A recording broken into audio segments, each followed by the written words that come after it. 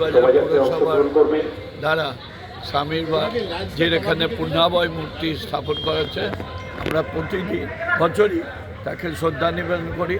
স্বামীজি যে পথ দেখিয়েছেন, যে আদর্শ, যে ভারতবর্ষকে এগিয়ে নিয়ে যাওয়ার যে চিন্তাধারা এবং ভারতবর্ষের যে ধর্মীয় চিন্তাধারা, সেটা সকলের মধ্যেই ছড়িয়ে দেওয়ার চেষ্টা করা হচ্ছে।